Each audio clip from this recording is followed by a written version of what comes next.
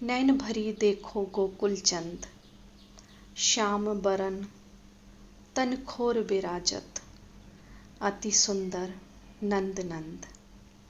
विथुरी अलकें मुख पे झलकें, मनु दो मन के फंद। मुकुट लटक निरखत रवि लाजत, मुकुट लटक निरखत रवि लाजत, छवि लखी होत आनंद। मेरी बनारस का एक सुखद और आनंदपूर्ण पल रहा भारतेंदु भवन जाना। भारतेंदु हरिश्चंद्र, जिन्हें हिंदी भाषा का जनक कहा जाता है, हिंदी को सकरी गलियों से निकालकर विशाल पथ पर आपने खड़ा किया। भारतेंदु भवन के बारे में वह अपनी आत्मकथात्मक रचना में अपने आसपास की तस्वीर प्रस्तुत करते हुए लिखते हैं। एक दिन खिड़की पर बैठा था। वसंत ऋतु, हवा ठंडी चलती थी। सांझ फूली हुई, आकाश में एक ओर चंद्रमा, दूसरी ओर सूर्य, दोनों लाल लाल अजब समा बंधा हुआ था।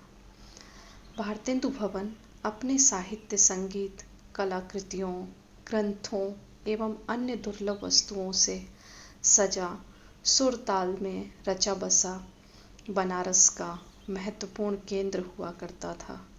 जब मैं वहाँ पहुँची तो मेरी भेंट उनके परिवार की 5वीं पीढ़ी से हुई। मालिनी जी ने मुझे विजिटर डायरी अपने अनुभव लिखने के लिए दी और एक कविता लिखने के लिए कहा। मैं अपने साथ बाबा विश्वनाथ को समर्पित करने अपने दोनों संग्रह लेकर गई थी।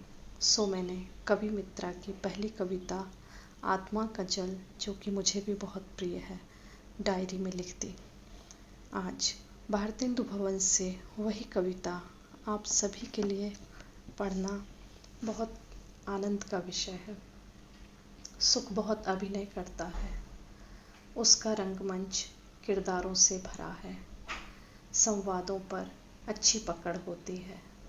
ऐसा सुख दुखों को छिपाने में सहायक होता है।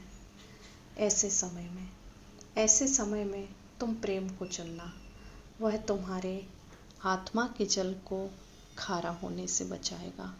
ऐसे समय में तुम प्रेम को चुनना, वह तुम्हारी आत्मा के जल को खारा होने से बचाएगा।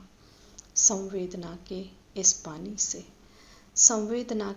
इस पानी से तुम सींच सकोगे त्रिलोक। एक दिन तुम्हारा कमंडल तीर्थराज हो जाएगा। धन्यवाद।